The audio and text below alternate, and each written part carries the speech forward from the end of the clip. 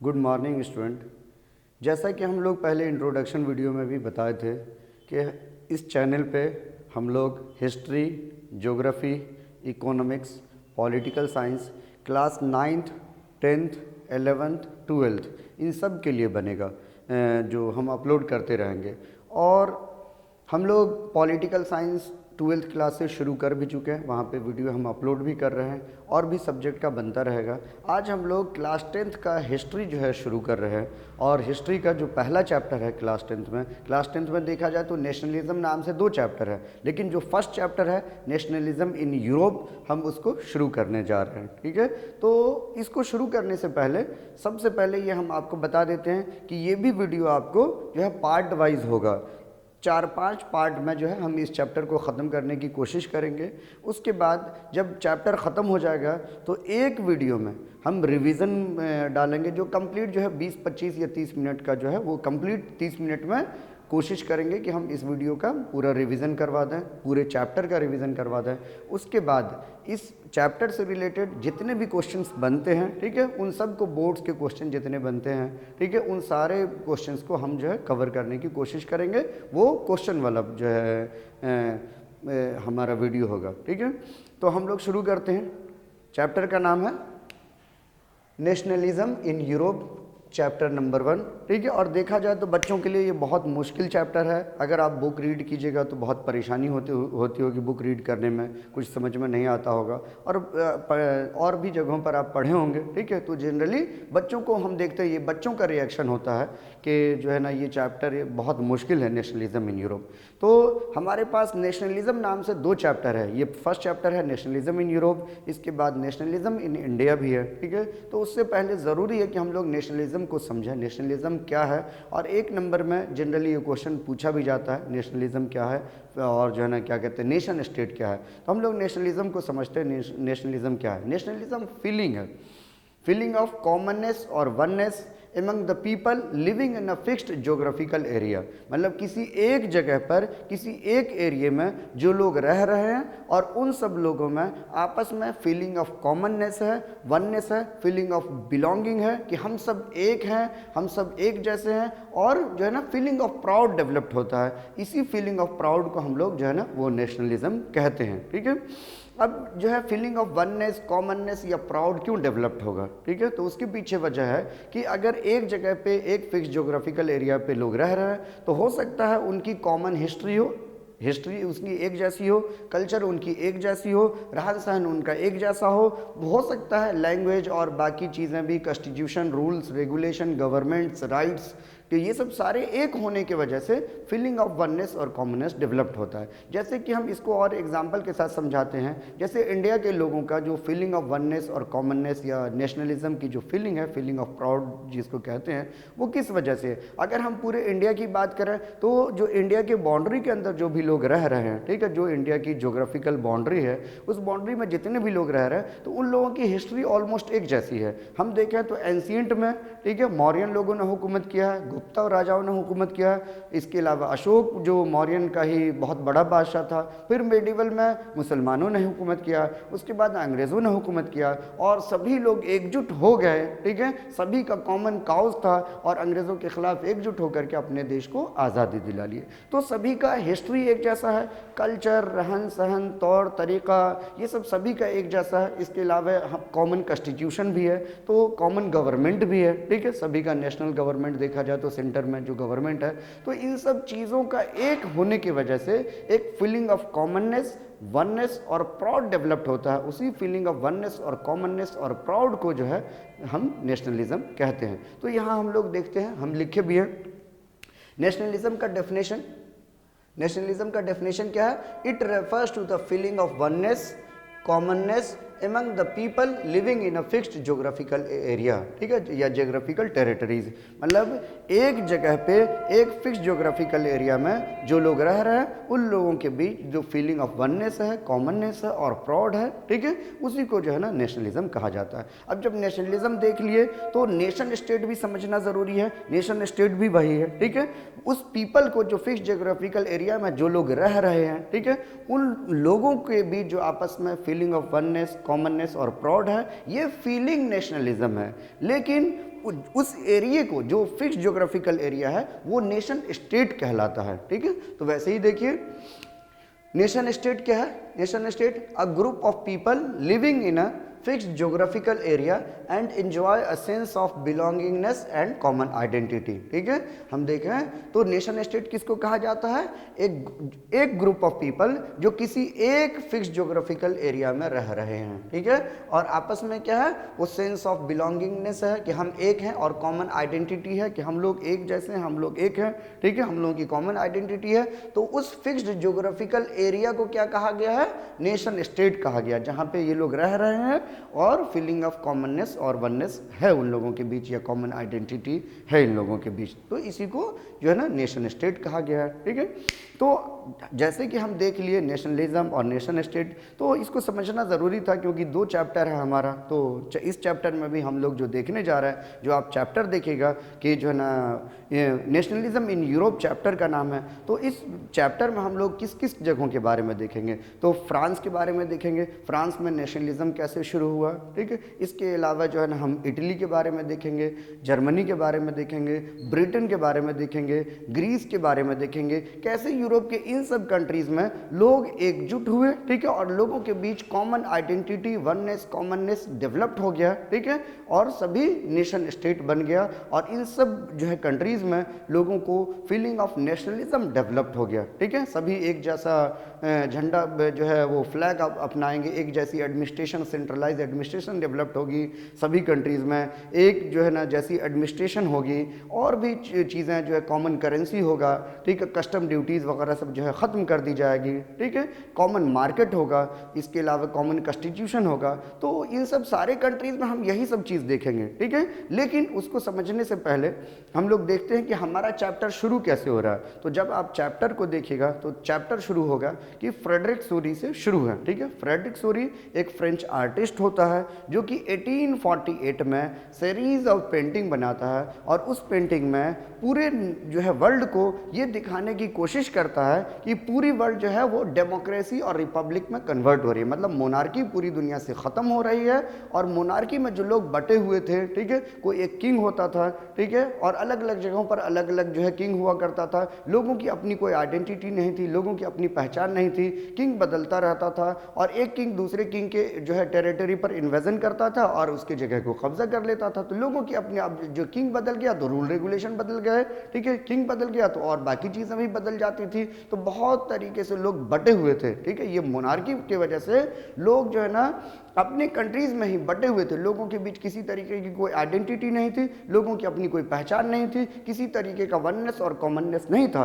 तो जो है और बाकी जो है मोनार्की से लोग परेशान भी थे, जैसा कि फ्रेंच रिवॉल्यूशन में हम लोग वहाँ पर पीछे पड़े थे। आगे भी हम लोग हम समझाने की इसको कोशिश करेंगे। तो लोग मोनार्की के खिलाफ एकजुट हो गए, और जब एकजुट हुए तो लोगों के बीच फीलिंग ऑफ वननेस और कॉमननेस डेवलप्ड हुआ, और मोनार्की जब ख़त्म करने की कोशिश की गई तो हम देखते हैं एक जो है ना जनरली एक कॉमन फ्लैग अपनाया गया, common administration, centralise administration develop करने की कोशिश की गई, कस्टम ड्यूटीज़ को ख़त्म कर दिया गया, बहुत सारे जगहों पर देखते हैं। ठीक है, इसके अलावा कॉमन करेंसी अपनाई गई, कॉन्स्टिट्यूशन वगैरह कॉमन था।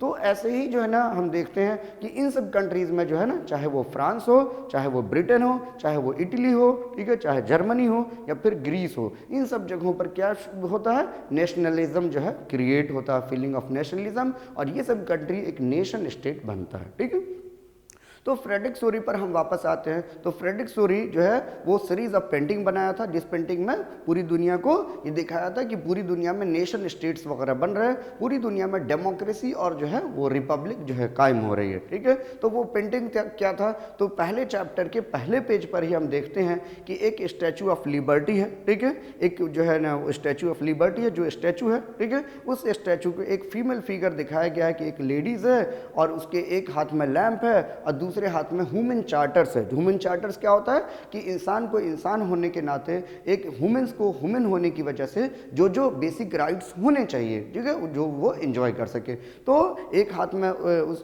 स्टैचू के लैंप है और दूसरे हाथ में जो है ना ह्यूमन चार्टर्स है, और उसके नीचे दिखाया गया है, सॉरी, और जो है ना वो आसमान में, ठीक है, स्काई में, आसमान में दिखाया गया कि बहुत सारे गॉड एंड गॉडेस सब हैं, ठीक है, और नीचे लोग लाइन में लगे हुए हैं, ठीक है, बहुत लंबी क्यूज है, बहुत लंबी लाइन है, और उस लाइन में देखा गया है कि लोग लाइन में भी अलग अलग ग्रुप में बटे हुए हैं, अलग अलग ग्रुप का अपना खुद का नेशनल कॉस्ट्यूम है, नेशनल फ्लैग है, ठीक है, और अलग अलग ग्रुप्स है, जिस ग्रुप्स का अलग अलग ड्रेस है और अलग अलग जो है फ्लैग है। और दिखाया गया है कि फ्रांस, और कह रहा है कि फ्रांस जो है, दिखाया गया कि फ्रांस के लोग जो है उस स्टैचू ऑफ लिबर्टी को क्रॉसिंग करने वाले हैं, ठीक है, और जो है बाकी कंट्रीज सब जो है ना वो लाइन में लगे हुए हैं। 1840s की बात, 1848 में ये पेंटिंग बनाई गई थी, और फ्रांस को वहाँ पर क्यों दिखाया गया, और इन सब चीज़ों में दिखाया गया कि ऊपर जो है आसमान में जो गॉड एंड गॉडेस है वो जो है बाकी कंट्री, बाकी पूरी दुनिया के लोगों को, जो लोग लाइन्स में लगे हुए हैं, जो लोग कहीं ना कहीं नेशन स्टेट या डेमोक्रेसी और रिपब्लिक कायम करने की कोशिश कर रहे हैं, तो उसको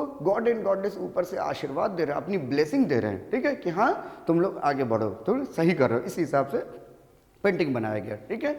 तो जो है 1848 के बारे में, 1848 में ये पेंटिंग बनी है, और फ्रांस के लोग वहाँ से क्रॉस कर रहे हैं, मतलब स्टैचू ऑफ लिबर्टी को, मतलब जो है ना फ्रांस में जस्ट नेशनलिज्म, या फिर जो है ना हम कह सकते हैं फ्रांस नेशन स्टेट जस्ट बनने ही वाला था, या फ्रांस डेमोक्रेसी, फ्रांस में डेमोक्रेसी और रिपब्लिक जस्ट कायम होने ही वाली थी। और हम देखते हैं कि 1848 में ही, भले ही फ्रेंच रिवॉल्यूशन आप लोग सुने होंगे 1789 में शुरू हुआ, लेकिन फ्रांस फाइनली जो रिपब्लिक बनता है वो 1848 में बनता है, इसीलिए देखा गया। और इसके बाद ही देखा गया है कि बाकी जो है हम इटली में या फिर जर्मनी में या फिर ब्रिटेन में, ग्रीस में, इसके बाद ही होता है, ठीक है। तो यहाँ से जो है एक क्वेश्चन बनता है ये फ्रेडरिक सोरी से, जो एकदम नॉर्मल क्वेश्चन है कि फ्रेडरिक सोरी कौन था और जो है ना वो अपनी पेंटिंग में क्या दिखाने की कोशिश किया था। तो यहाँ पे देखिए फ्रेडरिक सोरी के बारे में हम लिखे हैं, Frederic Sorrieu he was a French artist, ये फ्रांस का था, फ्रेंच आर्टिस्ट था, who prepared a series of paintings, ठीक है, वो बहुत सारी पेंटिंग्स बनाया था, विजुअलाइजिंग हिज ड्रीम, जो कि उस पेंटिंग, कोई भी आर्टिस्ट क्या बनाता, अपनी इमेजिनेशन को ही पेंटिंग्स में या जो है ना अपने आर्ट्स में दिखाने की कोशिश करता है। तो फ्रेडरिक सोरी का ये जो है सपना था कि पूरी दुनिया में डेमोक्रेसी और जो है रिपब्लिक कायम हो, तो वो ये दिखाने का कोशिश किया कि विजुअलाइजिंग हिज ड्रीम, कि उसका जो सपना था कि पूरी दुनिया, ठीक है, made up of democratic and social Republic, ठीक है, कि पूरी दुनिया में डेमोक्रेसी कायम हो रही है और जो है रिपब्लिक कायम हो रहा है, ठीक है। और ये पेंटिंग कब बनाई गई थी, 1848 में बनाई गई थी, ठीक है, ये चीज़ें।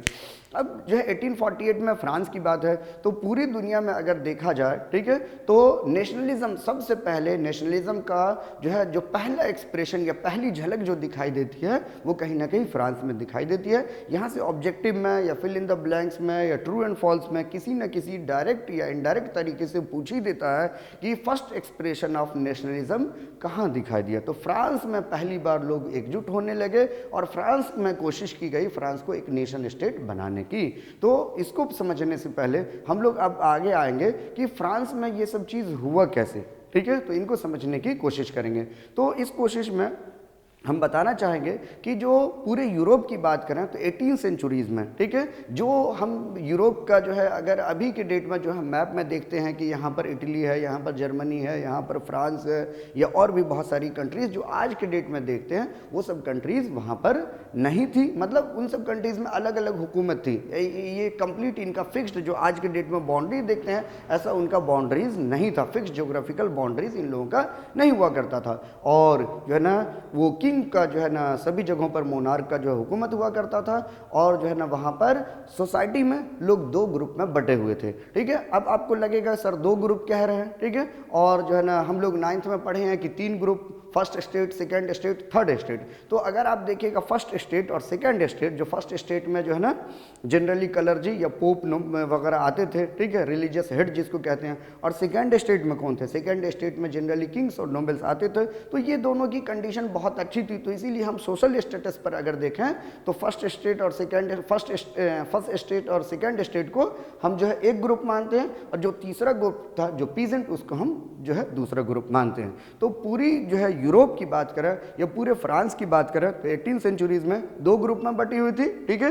एक ग्रुप को हम एरिस्टोक्रेसी कहते हैं, जो लोग हुकूमत में थे, हुकूमत करते थे, टैक्स वगैरह कलेक्ट करते थे, और दूसरा ग्रुप था जो है जो पीजेंट का ग्रुप था, ठीक है। ये देखिए 18 सेंचुरीज में हम फ्रांस की बात कर रहे हैं या फिर पूरे यूरोप की बात कर रहे हैं, तो पूरे यूरोप की सोसाइटी आपको दो ग्रुप में दिखाई देगी, ठीक है। एक एरिस्टोक्रेसी है, ठीक है, ये ग्रुप है एरिस्टोक्रेसी, और दूसरा ग्रुप जो है वो पीजेंट है, ठीक है।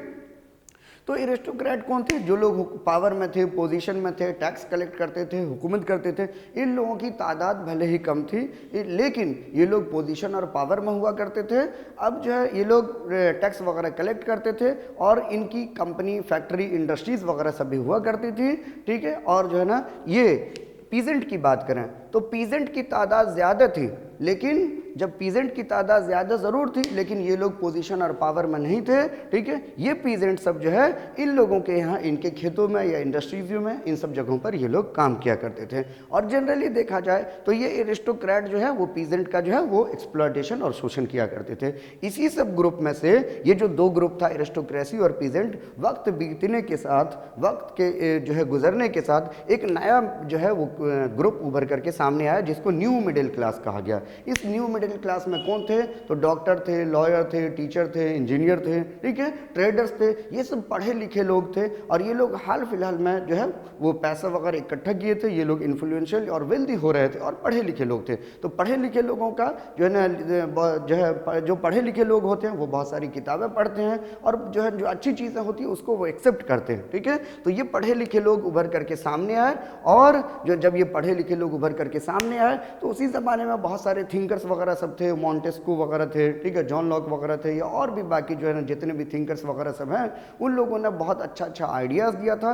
और इन सब चीज़ों को, आइडियाज़ को सुन करके, जैसे जो है ना जीन जॉक रूसो है या और भी थिंकर्स वगैरह हैं, उन लोगों ने कहा कि इंसान आज़ाद पैदा होता है और उस पर किसी तरीके की बंदिशें लगाना किसी का हक नहीं है, ठीक है। और थिंकर्स ने कहा कि जो है ना गवर्नमेंट जो होनी चाहिए वो जो है ना एब्सोल्यूट नहीं होनी चाहिए, ठीक है। मतलब जो एब्सोल्यूट गवर्नमेंट कहने का मतलब, या फिर उस गवर्नमेंट पर किसी तरीके की कोई जो है ना डेस्पोटिक रूलर नहीं होनी चाहिए। गवर्नमेंट पर या रूलर पर जो है वो पाबंदी होनी चाहिए, ठीक है। और गवर्नमेंट लोगों की मर्जी की होनी चाहिए। तो ये जो पढ़े लिखे लोग थे, वक्त के साथ जो है ना इन लोगों का जहन बदलता चला गया और ये लोग बहुत सारे चीज़ डिमांड करने शुरू कर दिए। तो यहाँ देखते हैं न्यू मिडिल क्लास इमर्ज किए और इन लोगों का कुछ डिमांड था। They demanded for liberal nationalism. इन लोगों की जो डिमांड थी इनको लिबरल नेशनलिज्म कहा गया। क्या डिमांड था?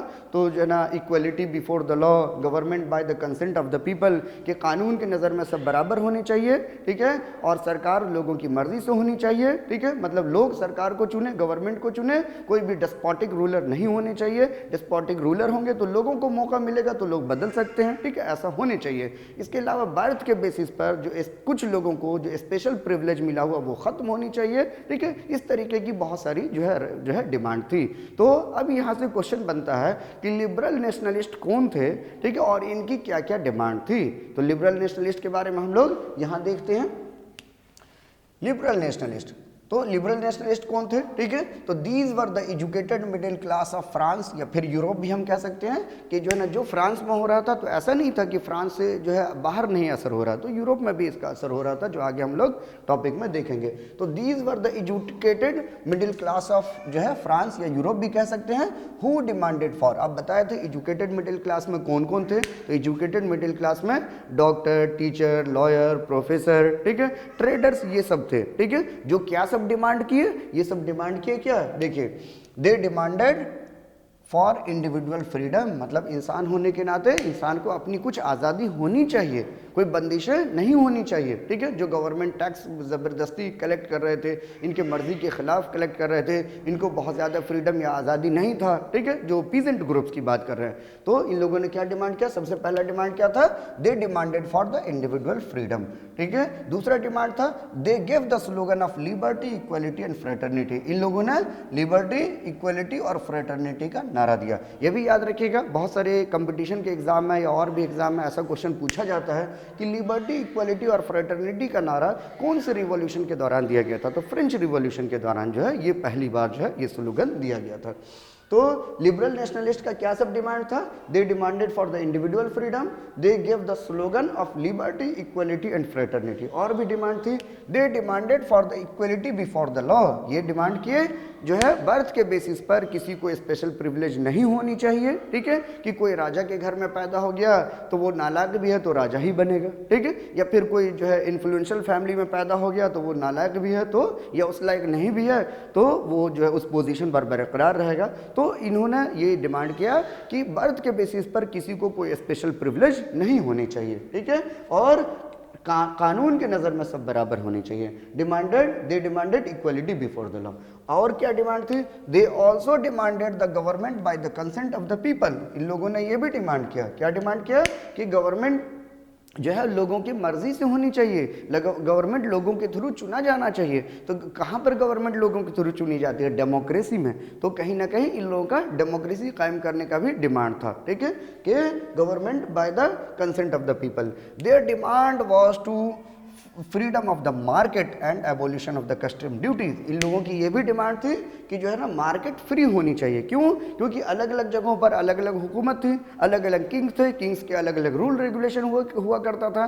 तो एक बिजनेसमैन को, एक ट्रेडर्स को एक जगह से दूसरे जगह बिजनेस करने जाने के लिए जो है उसको टैक्स देना पड़ता था। अलग अलग जगह पर अलग अलग करेंसी थी, ठीक है, कि जो है ना एक जगह से दूसरे जगह जा रहे हैं तो दूसरी जगह की करेंसी एक्सेप्ट नहीं की जा रही है। तो इस वजह से ट्रेडर्स को बहुत ज़्यादा परेशानी हो रही थी कि एक जगह से दूसरे जगह जा रहे हैं ट्रेड करने के लिए तो उसको जो है टैक्स देना पड़ रहा है, जिसको हम कस्टम ड्यूटीज कह रहे हैं। और अलग अलग करेंसी थी जिस वजह से जो है अलग अलग जगह की, तो ट्रेड करने में उसको परेशानी हो रही थी। तो इसीलिए इन लोगों ने यह भी डिमांड किया, their demand was to freedom of the market, abolition of the custom duties. जो आगे चल करके देखेंगे इन सब चीज़ों पर काम होगा। तो क्या सब डिमांड था लिबरल नेशनलिस्ट का? दे demanded for the individual freedom, they give the slogan of liberty, equality and fraternity, they demanded equality before the law, they also demanded the government by the consent of the people. Their demand was to free the market or abolition of custom duties. From liberal nationalism there emerge the idea of nationalism. बोला जरा, ये जो शुरुआती ideas था, ये जो शुरुआती demand था, ठीक है, लिबरल नेशनलिस्ट का, इन्हीं लोगों का डिमांड आगे चल के नेशनलिज्म में कन्वर्ट हो गया। और हम देखते हैं 1789 में, ठीक है, रिवॉल्यूशन हुआ। कहाँ रिवॉल्यूशन हुआ? फ्रांस में रिवॉल्यूशन हुआ। और फ्रांस में रिवॉल्यूशन किस बात के लिए था? ठीक है, कि मोनार्की खत्म करो, डेमोक्रेसी और रिपब्लिक कायम करो, ठीक है। कब हुआ फ्रेंच रिवॉल्यूशन? 1789 में हुआ। अब इस फ्रेंच रिवॉल्यूशन को और फ्रांस में और कैसे इसको जो है ना नेशनलिज्म को क्रिएट करने की कोशिश की गई, ठीक है, इसको हम लोग नेक्स्ट वीडियो में देखेंगे कि फ्रेंच रिवॉल्यूशन क्या था और कैसे लोगों ने अपने राजा या मोनार्की के खिलाफ बगावत शुरू कर दिया और उसके आगे और क्या सब हुआ, ठीक है। तब तक के लिए आप बने रहिए। अगर हमारा वीडियो अच्छा लग रहा है, इंफॉर्मेटिव लग रहा है, तो अपने दोस्तों को शेयर कीजिए, लाइक कीजिए, सब्सक्राइब कीजिए। Thank you.